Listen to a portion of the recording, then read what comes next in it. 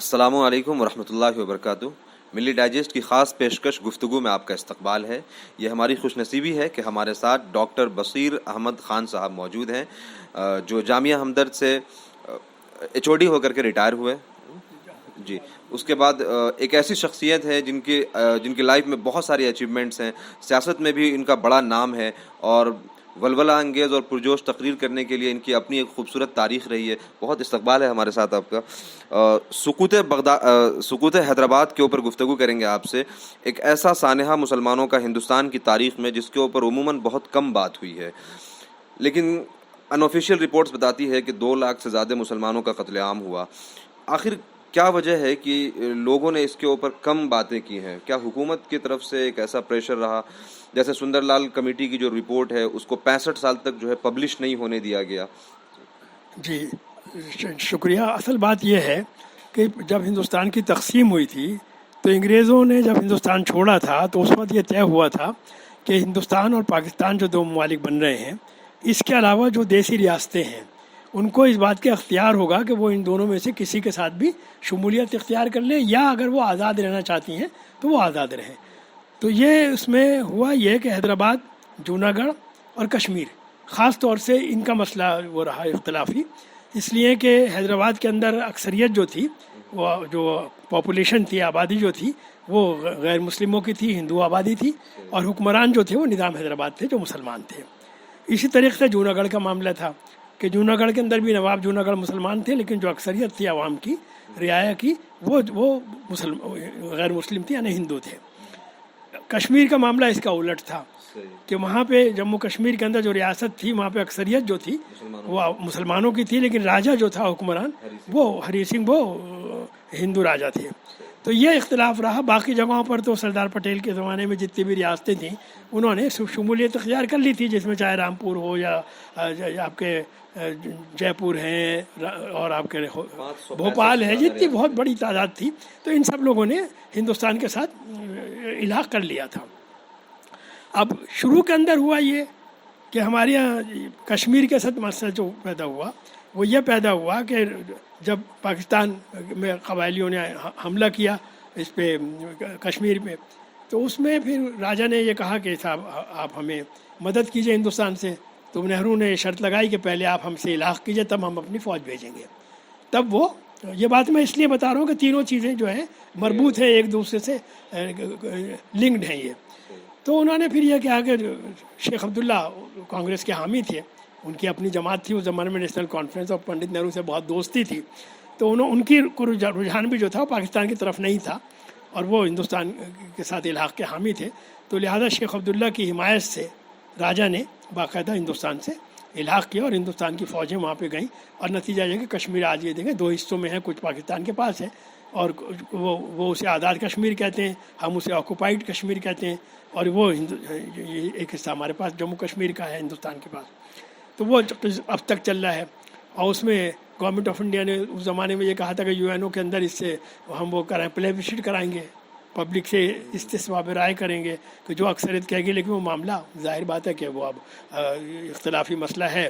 ہندوستان کا موقف ظاہر بات ہے یہ ہے کہ ہم لوگ ہندوستان یہ کہتا ہے کہ بھائی وہ ہمارا حصہ ہے، پاکستان کا پاکستان والے کہتے ہیں کہ صاحب یہ کیا کہتے ہیں اختلافی معاملہ ہے، تو وہ مسئلہ چل رہا ہے اب تک۔ اب آرٹیکل 370 بھی ختم کر دیا گیا، وہ اسی لیے کہا گیا تھا کہ بھائی لوگوں کو جو ڈر ہے کہ کہیں ایسا نہ ہو کہ یہاں کی جو مسلم آبادی ہے ان کے حقوق ختم ہو جائیں، تو انہیں کوئی اسپیشل رعایتیں دی گئی تھیں کشمیریوں کو، کہ جیسے وہاں کوئی دوسرا آدمی جا کے الیکشن نہیں لڑ سکتا تھا، انہی کی حکومت رہتی تھی، اب وہ ختم کر دیا گیا۔ اب وہاں کوئی دوسرے باہر کے لوگ، ہندوستان کے کشمیر کے باہر کے لوگ جا کے الیکشن بھی لڑ سکتے ہیں، ووٹ بھی ڈال سکتے ہیں، وہاں کیا کہتے ہیں رہائش بھی اختیار کر سکتے ہیں۔ تو وہ چکر چل رہا ہے جس پہ آپ دیکھتے ہیں کہ یہ مخالفت کر رہے ہیں وہاں کشمیر کے جو جماعتیں ہیں، چاہے نیشنل کانفرنس ہو، چاہے مفتی وغیرہ۔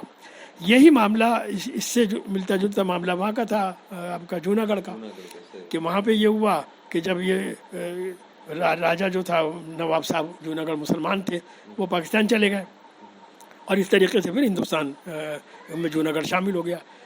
یہاں مسئلہ یہ ہوا کہ حیدرآباد کے اندر چونکہ یہ بہت بڑی ریاست تھی، معمولی چیز نہیں ہے، یہ بہت بڑی ریاست تھی، اور اس زمانے میں نظام حیدرآباد دنیا کے سب سے امیر آدمی مانے جاتے تھے۔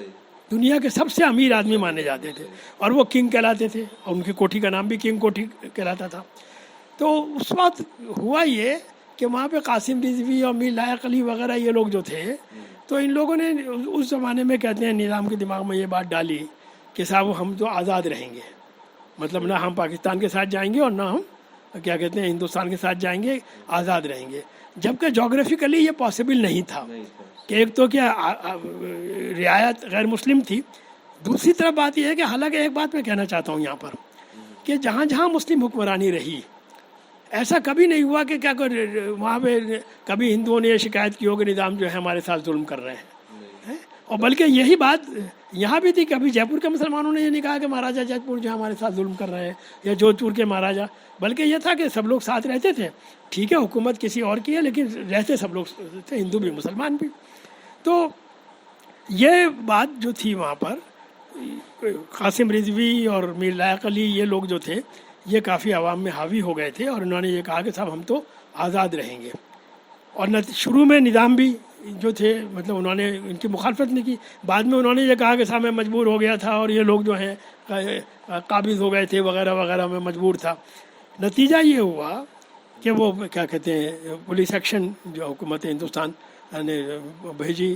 اب وہ لوگ کہتے ہیں کہ بھائی وہاں آرمی گئی باقاعدہ اور وہ رضاکاروں نے مقابلہ کیا باقاعدہ. اب اس میں ہمارے مسلمانوں کی جو جذباتیت ہے کہ انہوں نے گراؤنڈ ریئلٹی کو نہیں دیکھا کہ بھائی کتنی بڑی فوج ہے ہندوستان کی, کتنی بڑی پولیس ہے اور کتنا ہی ہو جائے حیدرآباد کیسے مقابلہ کر لے گا اس کا. تو اس زمانے میں مجھے شاید ابراہیم جلیس یا کہ مجھے صحیح نام یاد نہیں آ رہا, وہ اس زمانے میں انہوں نے لکھا ہے کہ وہ براڈ کاسٹنگ کیا کرتے تھے نام کی. تو وہ کہتے تھے کسی انگریز کے جہاز آتے تھے وہاں سے کسی کے ساتھ باہر سے بہت بڑا ہتھیار آ رہے ہیں اور ہم جو ہیں اور ہندوستان سے جنگ کریں گے, مطلب ہوائی باتیں ہیں. اصل میں حیدرآباد کے لوگوں کو میرا تجربہ ہے لائف کا, انہیں جذباتی تقریریں کرنے کی یہ نئی بات نہیں ہے, وہ ہمیشہ سے کرتے ہیں, ہمیشہ سے کرتے ہیں. اور وہ اس کی ایک وجہ یہ ہے کہ ہماری حکومت ہندوستان میں مغلوں کی حکومت کو ختم ہو گئی تھی 1857 میں. نام کی بھی جو تھی وہ 1857 میں ختم ہو گئی تھی. اب 150 سال کے قریب ہو گیا. لیکن ہوتا کیا تھا کہ یہاں شاہی امام عبداللہ بخاری صاحب تھے اور فتح پوری کے امام صاحب بھی ہیں شاہی امام. یہ سب مسجدیں وہ ہیں جو شاہجہاں کی بیگم کی بنوائی ہوئی تھیں. فتح پوری کی مسجد جو ہے وہ بھی شاہجہاں کی بیگم کی, اور وہ جو ہے آپ کے جامع مسجد شاہجہاں کی بنوائی ہوئی ہے. لال قلعہ شاہجہاں کا بنایا ہوا ہے. تو اب حکومت یہ سوچتی تھی کہ بھائی یہ جو قلعہ معلیٰ ہے آپ کے ریڈ فورٹ سے لے کے جامع مسجد تک پرانی دلی, یہ مسلمانوں کی حکومت تھی یار. یہاں پہ کیا کہتے ہیں 150. تو یہ جو تقریریں کر رہے ہیں کہنے دو, اس کا کوئی کچھ کہتے نہیں تھے. وہ ایک پالیسی تھی کہ ارے بھائی پرانی دلی کا معاملہ ہے, بولنے دو. تو حکومت نے کبھی کوئی اس پہ کارروائی وغیرہ نہیں کی. بالکل اسی طریقے سے وہ یہ تھا کہ وہ سوچتے ہیں کہ بھائی پرانا حیدرآباد ہے, وہاں تو حکومت ابھی ختم ہوئی ہے بھیا سن 47 کے بعد, مطلب ہمیں تو ختم ہوئے ہو گئے 150 سال, ان کو تو ابھی 70 سال 75 سال بھی نہیں ہوئے ختم ہوئے ہوئے. تو وہ ایک پالیسی بنا رکھی تھی ہر حکومت نے کہ یار یہ کیا کہ پرانے حیدرآباد میں جو لوگ یہ بول رہے ہیں انہیں بولنے دو. مجھے اچھی طرح یاد ہے اتحاد المسلمین بھی وہاں پہ تعمیر ملت ایک جماعت تھی, مجلس اتحاد المسلمین ہے. تو مجھے اب تک یاد ہے کہ اکثر جس زمانے اپنی مسلم لیگ میں یہاں بہت کافی ایکٹیو تھے تو یہ جلسہ ہوتا تھا. تو مجھے یاد ہے سلیمان سکندر صاحب تقریر کرتے تھے کہ بھائی کیا کہتے ہیں کسی کو ہمیں چھیڑو نہیں اور اگر کوئی چھیڑے تو چھوڑو نہیں. اور مجھے اچھے رہا کہ ہم نے بریانی دی اور ہم نے کیا کہتے ہیں شیروانی دی, اور اگر ہماری شریعت کو ہاتھ لگایا گیا, یہ ان کی تقریریں ہوتی تھیں یہاں, تو ہم سروں کے قطب مینار بنا دیں گے. تو یہ جذباتی تقریریں حیدرآبادی ہمیشہ کرتے رہے ہیں. یہ آج بھی اویسی صاحب یا اکبر الدین اویسی نئی بات نہیں ہے, یہ ہمیشہ سے کرتے ہیں ایسی تقریریں. مشکل یہ ہے کہ مودی کی حکومت آنے سے پہلے ٹی وی دکھاتا نہیں تھا ان تقریروں کو. یہ کوئی نئی بات نہیں ہے, حیدرآباد کے لوگوں کا اسٹائل ہے جذباتی. تو آپ قاسم رضوی صاحب کی ان تقریروں کی طرف اشارہ کر رہے جس میں کہتے تھے کہ ہم لال قلعہ پر جھنڈا پھہرائیں گے. جی وہی تو میں یہی کہہ رہا ہوں کہ حیدرآباد کو جو لوگ جانتے ہیں تو حیدرآباد کے لوگوں کا تقریر کرنے کا یہ اسٹائل نیا نہیں ہے. جذباتی تقریریں وہ حیدرآباد کے لوگ ہمیشہ سے کرتے رہے چونکہ ان کی حکومت تھی ابھی تک. دوسری بات یہ کہ پرانی دلی جیسے ہے, اب میں نام نہیں لوں گا, وہاں ہمارے ایک لیڈر ہیں، اب ان کے پورے خاندان کے لوگ ہی لوگ ہیں، ان کے بھتیجے بھی اور وہ کیا کہتے ہیں بیٹا بھی خود بھی مطلب ہیں پرانی دلی میں. اسی طریقے سے حیدرآباد کے اندر پرانی ظاہر بات ہے کہ ویسی برادران کی اس وقت وہاں پہ ایک طریقے سے سلطنت ہے پوری حیدرآباد کے اندر، اور لوگ ان کو کیا کہتے ہیں مانتے ہیں. پرانے حیدرآباد کے اندر 7 MP وہاں MLA وہیں سے جیتتے ہیں، وہیں سے اویسی صاحب پارلیمنٹ کے ممبر ہیں. تو یہ اسی زمانے کی تقریر ہے قاسم رضوی کی کہ ہم لال قلعے پہ جھنڈا لہرا دیں گے اور میر لائق وغیرہ کے ساتھ علیحدہ حکومت قائم رہے گی ہماری نظام کی.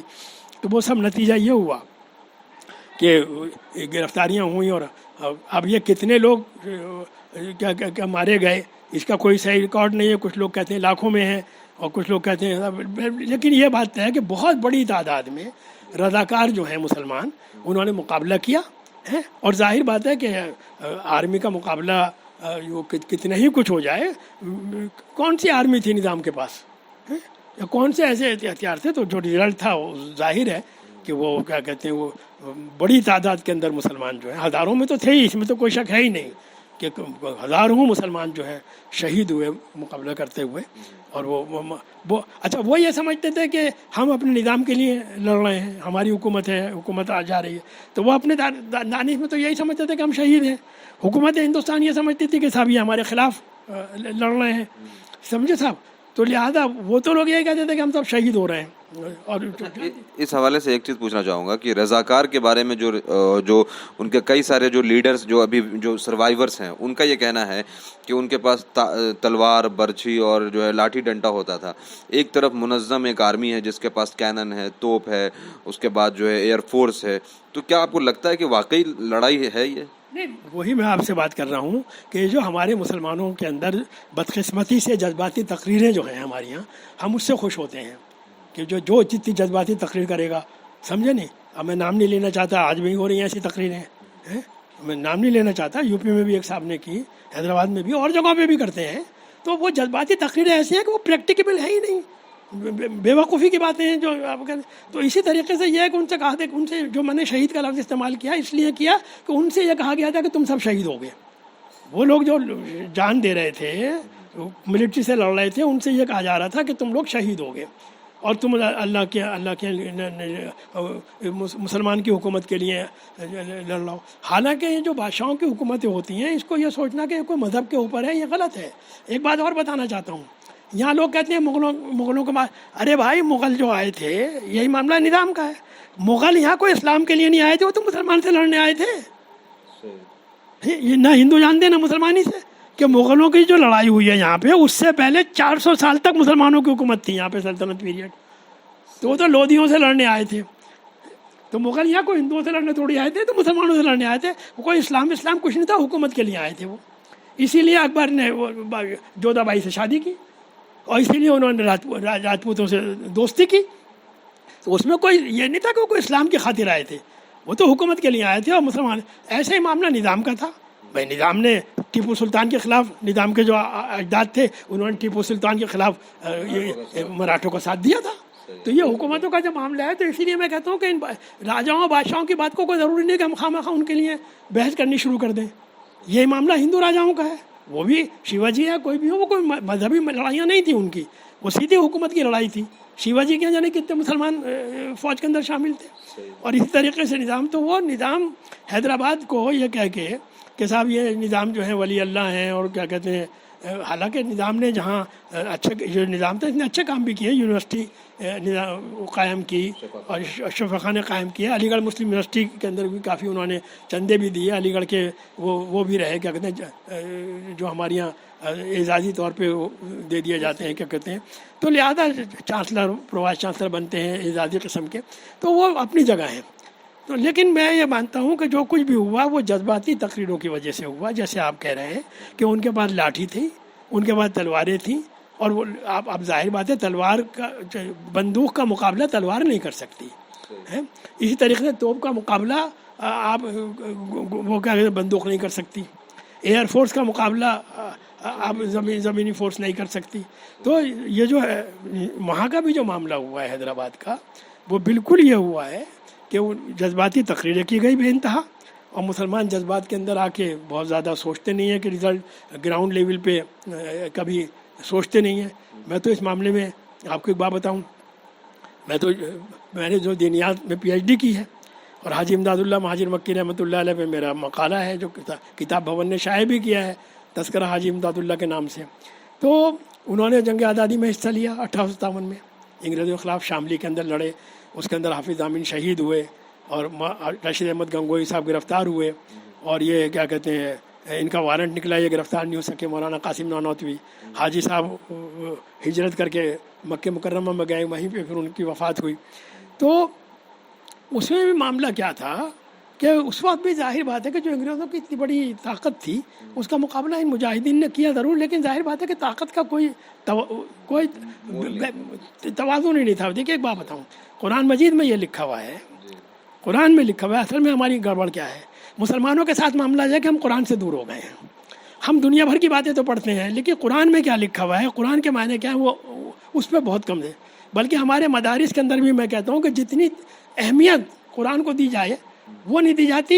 ہمارے یہاں جتنے مدرسے ہیں ان میں سب سے بڑا آدمی شیخ الحدیث ہوتا ہے, اور عام طور سے جب ابتدا ہوتی ہے تعلیم کی تو افتتاح بخاری شریف سے ہوتا ہے جو پہلی حدیث ہے, انما الاعمال بالنیات. اور جب ڈگری دی جاتی ہے کانوکیشن سے پہلے آخری درس جو ہوتا ہے وہ ختم بخاری, وہ جو ہے کہ کلمتان کیا کہتے ہیں محبوبتان خفیفتان علی اللسان, اور کیا کہتے ہیں ثقیلتان فی المیزان, وہ محبوبتان فی الرحمان, وہ جو ہے کہ دو کلمے ایسے ہیں کہ جو زبان پہ بہت ہلکے ہیں اور میزان کے ترازو میں بہت وزنی ہے, اور میں رحمان کو بہت پسند ہے. سبحان اللہ و بحمدہ سبحان اللہ العظیم.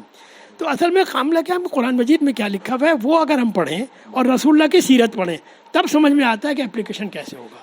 قرآن میں یہ لکھا ہوا ہے, میں قرآن کے بارے میں بتا رہا ہوں, کہ اگر کوئی اسلامک اسٹیٹ ہو, اگر کوئی اسلامک اسٹیٹ ہو مدینے میں جیسے قائم ہو گئی تھی, تو اللہ کا حکم یہ ہے کہ ہتھیار اکٹھے قوت حاصل کرو جتنی ہو سکتی ہے. اسلامک اسٹیٹ اور جی جو آپ فرما رہے ہیں کہ میں حافظ نہیں ہوں تو ترجمہ بتا رہا ہوں آپ کو یاد ہے, اور یہ کہا ہے کہ گھوڑے پالو, رباط الخیل, اور جہاں تک ہو سکے قوت حاصل کرو تاکہ جو دشمن ہیں تمہارے ان کو روب میں رکھو سکو. سمجھے؟ تو یہ حکم ہے اسلامک اسٹیٹس کے, جہاں بھی اسلامک ملک ہیں ان کے لیے حکومت ہے. لیکن آج کیا ہو رہا ہے, آج جو بدھزم کے ماننے والے ہیں چائنا والے, وہ ہیں کیا کہتے ہیں ایٹامک پاور. آج انگریز جو ان کے یہ کہا گیا کہ ایک گال پہ تماچا مارو تو دوسرا گال پیش کر دو, حضرت عیسیٰ نے کہا تھا. تو آج کیا کہتے ہیں یورپ, امریکہ اور یہ جو ہے کرسچن جتنے بھی ہیں وہ ورلڈ پاور ہیں. فرانس ہو چاہے برٹین ہو چاہے امریکہ ہو, کرسچنس ہیں, بدھسٹ ہیں, سمجھے صاحب, کمیونسٹ ہیں. اور مسلمانوں کو جو ہمارے ملک ہیں, آپ کو معلوم ہے کہ کسی مسلمان ملک کے پاس کیا ہے, ایٹم بم پاکستان کے پاس ہے. اور باقی اگر آپ دیکھیے تو ٹرکی تھوڑا سا انڈسٹری ڈیولپڈ ہے, باقی مسلمانوں کو معلوم ہے کہ ہم اونچی اونچی بلڈنگیں بنا رہے ہیں, اس پہ خوش ہو رہے ہیں کہ ہماری دنیا کی سب سے اونچی عمارتیں. اور دنیا میں بات وہ ہے جو ماؤ زے تنگ نے کہا تھا کہ power comes from the barrel of the gun. دنیا میں بات اسی کی مانی جاتی ہے جس کے ہاتھ میں ملٹری پاور ہوتی ہے. یہ فیکٹ ہے. جنگ بدر میں بھی جو جنگ ہوئی تھی اس سے پہلے اللہ نے یہ فرمایا ہے, یہ لوگ بتاتے نہیں ہیں, جذباتی باتیں کرتے ہیں. پہلی آیت یہ آئی قرآن کی, پہلے تو یہ کہا کہ طاقت حاصل کرو, گھوڑے پالو. مدینے میں جب حکومت ہوئی تو یہ کہا گیا. اس کے بعد پھر یہ کہا گیا کہ اگر تم میں صبر والے اور ایمان والے ہوں گے اور صبر والے ہوں گے تو 20 آدمی 200 پہ غالب آئیں گے, 1:10. بعد میں آیت نازل ہوئی کہ تمہاری کمزوری دیکھ کے اللہ نے اب تخفیف کر دی ہے. اب اگر صبر کرنے والے اور کیا کہتے ہیں ایمان والے ہوں گے تو پھر 100 آدمی 200 پہ غالب آئیں گے اور 1000 آدمی 2000 پہ غالب آئیں گے. تو اللہ نے وکٹری کا اور فتح کا جو وعدہ کیا ہے وہ 1:10 کرے. یہ قرآن کی آیت ہے. لوگ کہتے ہیں اچھا قرآن, میں نے کہا پڑھ لیجیے قرآن میں ہے یہ. اب اللہ جو چاہے کر دے, لیکن وعدہ یہ ہے کہ اگر تم قوت تمہارے پاس ہے اور تم کیا کہتے ہیں 100 آدمی ہو اور ایمان والے ہو اور کیا کہتے ہیں تمہارے صبر ہے تو 100 آدمی 200 پہ غالب آئیں گے, 1000 آدمی 2000 پہ غالب آئیں گے. جنگ بدر میں 313 تھے, ادھر 1000 تھے. تو اس سے پہلے اللہ میاں نے کہہ دیا تھا کہ ہم فرشتے نازل کریں گے. पहले कहा 3,000 फिर कहा 5,000। कुरान मजीद में अब ये सब बातें कोई बताते ही नहीं है, जज्बाती तकरीरें कर देते हैं कि 313 निहत्ते। अव्वल तो वो निहत्ते नहीं थे, तकरीरें सब यही करते हैं 313 निहत्ते, और आलम ना तो पूरी दुनिया लड़ने आई थी, समझे साहब। रोमन एम्पायर बहुत बड़ी थी उस ज़माने में भी, पर्शियन एम्पायर बहुत बड़ी थी। सीधी बात है कि 313 का मुकाबला 1,000-1,200 आदमियों से था, और फिर वो निहत्ते नहीं थे। रसूलुल्लाह ने तलवार का मुकाबला लाठी दे के नहीं किया था, तलवार का मुकाबला तलवार से था। क्यों साहब, नेज़े का मुकाबला नेज़े से। ये बात सही है कि उनके पास ज़्यादा थे, इनके पास कम थे। अच्छा, मैन पावर भी अगर आप देखें तो अगर उधर उतबा और शैबा थे और अबू जहल था, हैं, तो इधर भी तो मोहम्मद रसूलुल्लाह और हज़रत उमर और क्या कहते हैं हज़रत अली और ये सारे के सारे, हज़रत हमज़ा, तो मैन पावर भी कम नहीं थी, हैं मामला। और फिर अल्लाह मियाँ ने यह भी कहा कि फ़रिश्ते नाजिल करूँगा, सब पहले कह दिया, पहले कहा 3,000 फिर कहा 5,000, है नहीं ये। तो मुश्किल क्या है कि हम जज्बाती जो बातें करते हैं, जो हैदराबाद का भी सारा मामला है, और आज भी जो हमारे यहाँ गलतियाँ हो रही हैं, जितनी जज्बाती तकरीर आप करेंगे उतने मुसलमान खुश हो जाएंगे।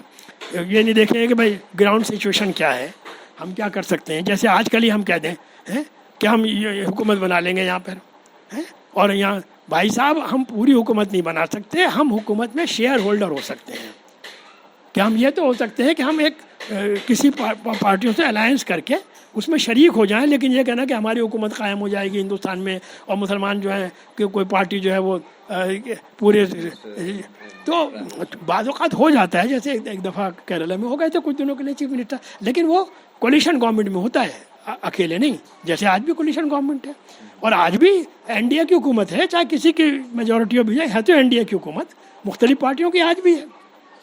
तो जो बात मैं अर्ज़ कर रहा हूँ, जो बात आपने कही कि असल मसला जो है वो आज भी समझने का है कि हम जज्बाती तकरीरें जो करते हैं, जो रियलिस्टिक नहीं होती, जिनसे मुसलमान बहुत खुश हो जाते हैं, तालियां बजाते हैं, शेर आया शेर आया शेर आया, समझे साहब।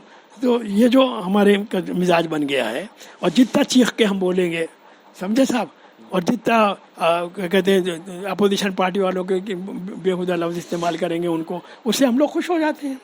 ज़रूरत है तंजीम की।